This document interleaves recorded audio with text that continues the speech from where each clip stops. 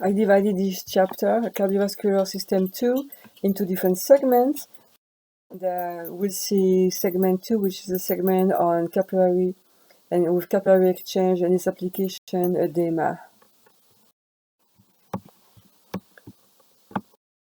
So this is a slide on beginning slide on capillaries. Capillaries are very thin, the thinnest blood vessel. They measure about 7 micrometers in diameter. They will allow exchange of gases, nutrients, and waste between blood and tissues. Because there are so many of them, they end with a large surface, so we can have a good exchange. There is two main types of capillaries. Continuous capillaries, that's the normal one you find almost everywhere. They will have a very narrow space between the cells. This space will allow small molecule and lipid soluble to get through, and also gases and water. It will not allow protein to get through in between those spaces. For the protein to go from the capillary into the tissue, they must go through the cell themselves, the cytosquamous cell, and so the cell will be controlling the movement of the proteins. Another type of capillary that you can find will be the fenestrated capillaries. They will have very large pore between the cell, and that will allow the protein to get through. You find those capillaries in liver and kidneys. There is a third type of capillary that is not mentioned here, and this is the blood-brain barrier. The blood-brain barrier is special because it has those astrocytes surrounding each capillaries and basically controlling movement of everything going from blood to the brain.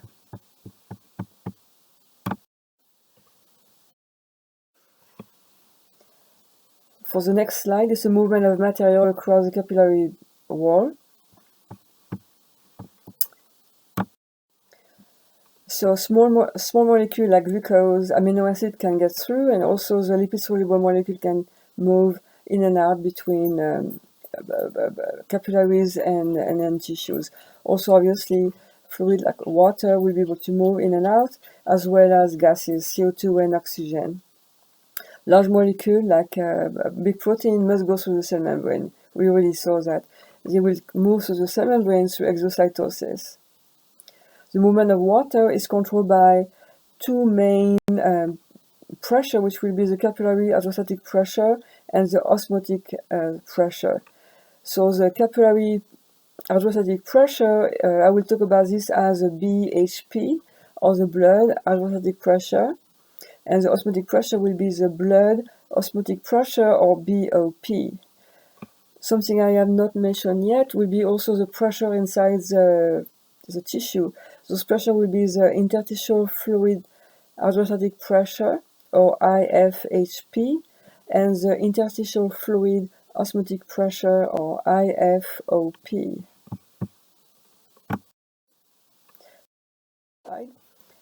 So this is a slide I added, fluid exchange across the capillary wall. So you can see that the blood flow arrives from the arterial end, from the arteries to arteriole and into the capillary. On this arterial side, you will have BHP that is kind of high, and then you will have a BOP due to the protein inside the blood. So the blood will tend to flow from the capillary into the tissue. And you can see that on the venous end, you will have the blood that will have a tendency to come back into the capillary from the tissue. So this slide summarizes this effect. And it's also mentioned that you have a certain amount of fluid that will remain into the tissue. And we'll talk about this in the next slide.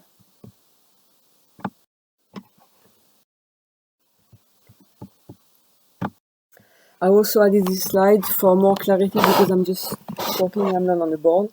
So you can see that at the arterial end here, you have blood arriving and you have a fairly high BHP here. And you also have the BOP, which is due to the protein from the blood, and this BOP have a tendency to bring the fluid back inside the blood. However, when you have both pressure, BHP and BOP together, you have a much higher BHP, so the fluid tends to come out of the capillary into the tissue. If you look at the same thing, but on the other side of the capillary, you can see that BHP is much lower, and usually BOP is kind of the same. BHP is lower on the venous side because of the resistance to flow. And you end up with an effect where BOP is greater than BHP. So towards the venous end of the capillary, the fluid tends to come back into the capillary. So on a arterial end, the fluid is coming out, and with it is coming out also nutrients like glucose, amino acids, gases, especially oxygen. And on the venous end, when it's coming back into the capillary, it's bringing back fluid, but also waste and also CO2. So it's a pretty nifty system and obviously works well. Notice that you have about, depending on the book, 10 to 15% of the fluid remaining into the tissue. And that fluid then has to be picked up by the lymphatic system, and then it will be brought back to the circulation at the level of the subclavian vein.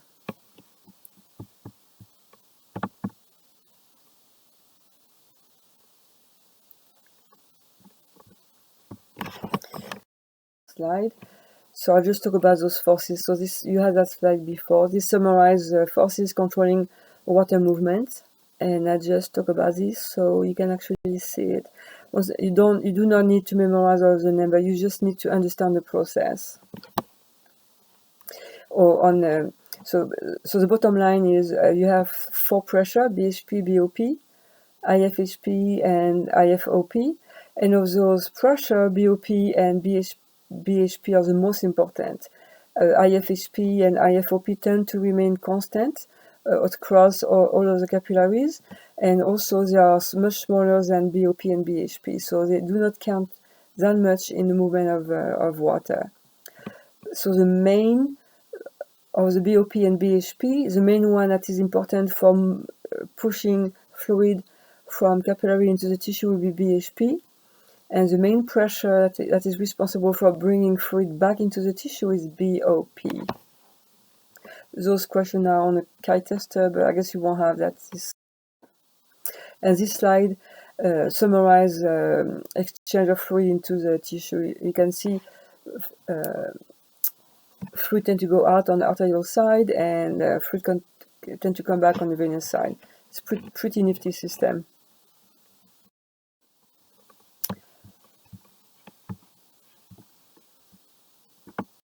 So when the system fails, then you end up with a symptom that is called edema.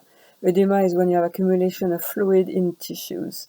The most common one you see the best is obviously it's called pedal edema. It's edema into the foot. Pedal comes from foot in Latin, P-E-D-A-L. You can see here on this picture you have a fairly like 3+ edema. You can see edema because when you push your thumb against the tissue, you make an indentation, and the tissue does not bounce back into shape right away. It takes several minutes to come back. Next slide will describe the different causes of edema. So when you see edema, it's kind of nice to know, to wonder where it's coming from, with what is the cause. And usually you have those 4 different types of edema. One that will be caused by increased orthostatic blood pressure, one that is due to a decrease in blood osmotic pressure, another type will be due to increased interstitial orthostatic pressure or increased IFHP, and another type will be due to a change in the structure of the capillary wall.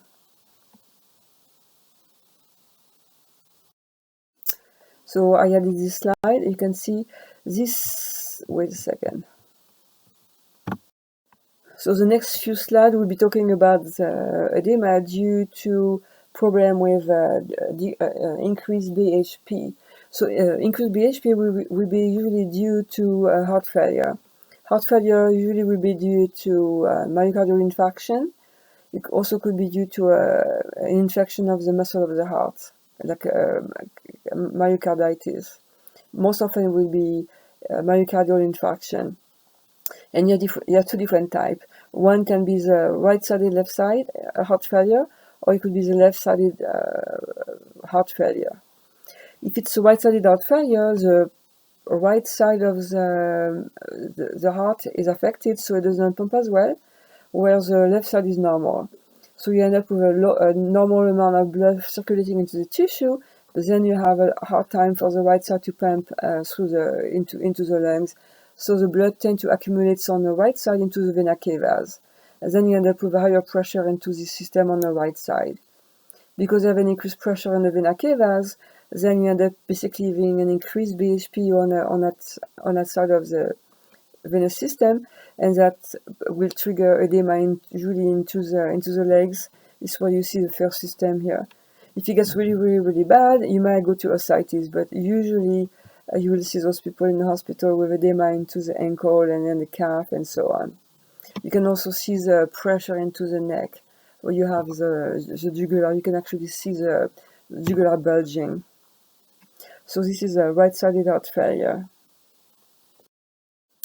If the damage to the heart is on the left side, then the left heart cannot pump the blood as well as it should into the body, so it will tend to accumulate into the lungs.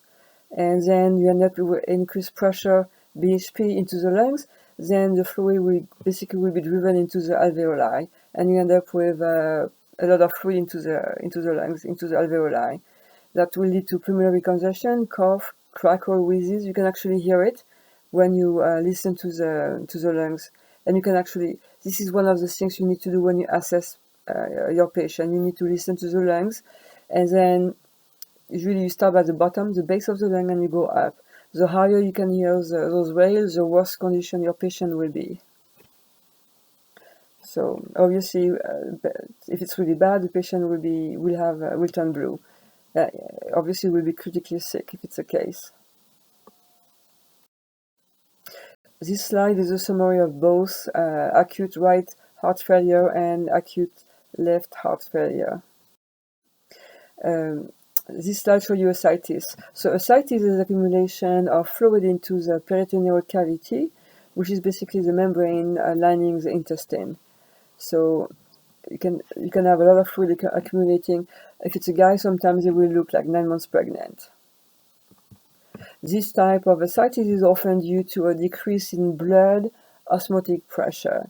And if you remember, blood osmotic pressure is linked to the presence of protein into the blood. So which means then you don't have as much protein as you should have into the blood because your BOP is decreased. So in which cases do you have less protein into the blood? So one of the cases could be malnutrition.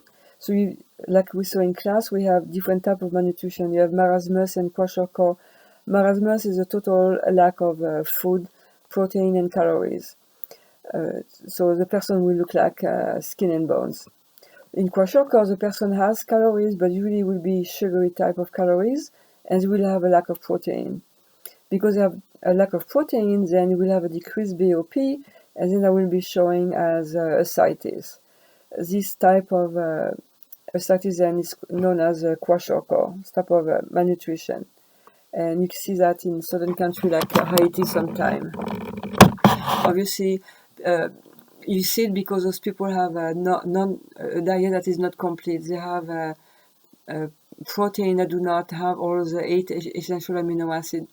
And like we saw in class, I think in order to have essential amino acid, you have to eat protein from rice and beans, I think. Other cause of edema due to BOP can be due to liver disease. So why is that?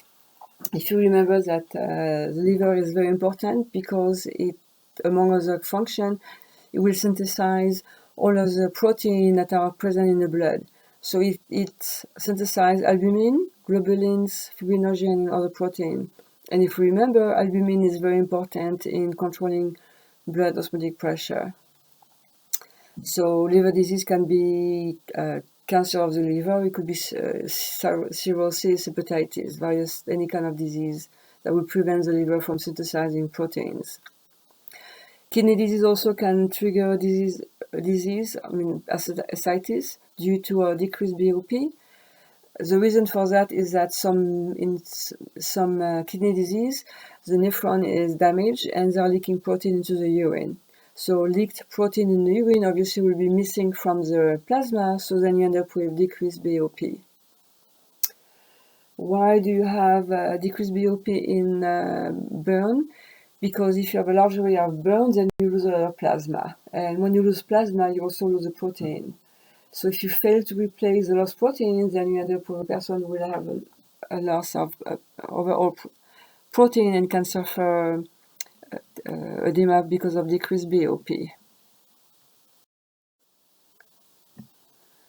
So now we enter the third type of edema, which is due to a modification of the IFHP in this case. And then you have I mentioned two cases for that. One is due to cancer surgery, especially breast cancer.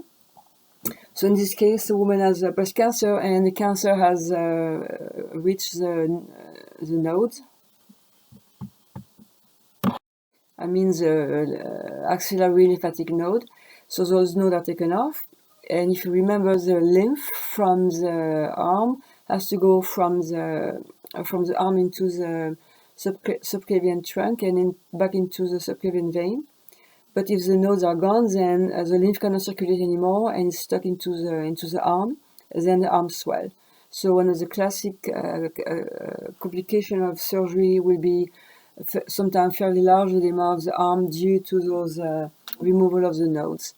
One of the things they will be doing is put some kind of a compressing stocking on the arm to try to compress the tissue and then promote lymphatic return to the circulation. Over time, those will tend to decrease, but the woman might still have a slightly swollen arm over time. The second type of disease triggering an increase in IFHP is elephantiasis.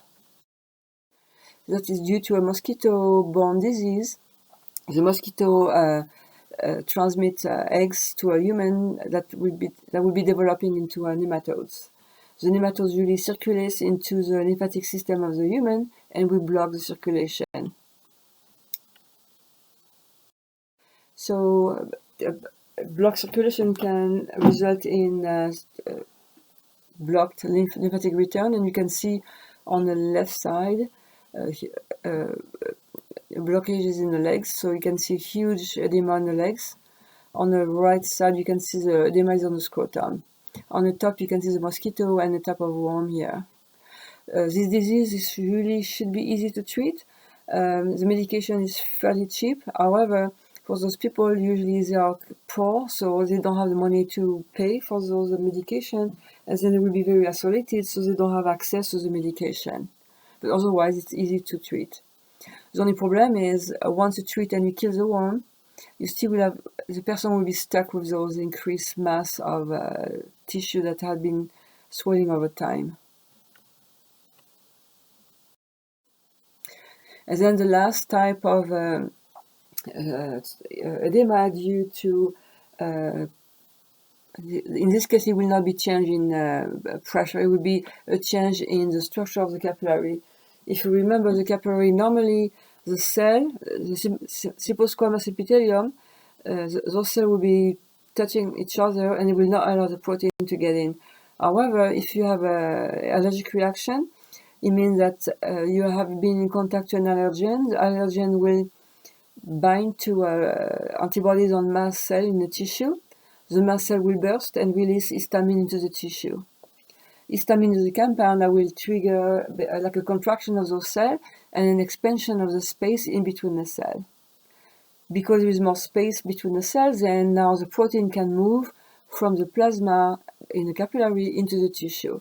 And if you remember, more protein means more an increase in BOP. Or in this case, it will be an increase in IFOP.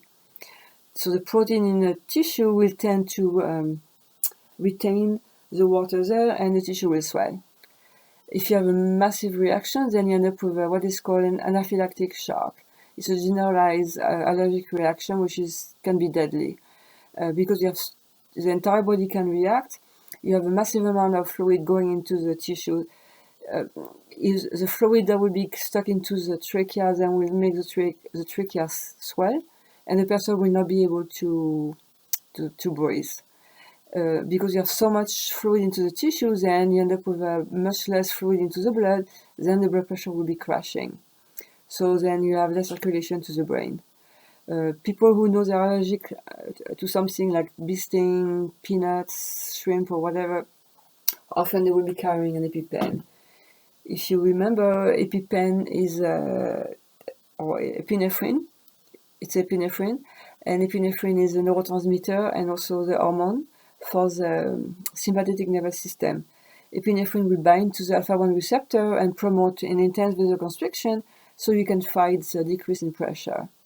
Also, epinephrine binds to the beta-2 receptor in the lungs, in the bronchiole, and it will promote bronchodilation, so it will help breathing. Obviously, EpiPen is useful, but the person, if they have a generalized reaction, they will need to go to the hospital. They will need to be treated. So EpiPen will buy them some time. In the hospital, then it will be given, in addition to EpiPen, it will be given cortisol probably, and fluid, and might be placed on a ventilator. Anyway, an anaphylactic shock can kill very fast, within 10 minutes, if you're in the wrong place at the wrong time.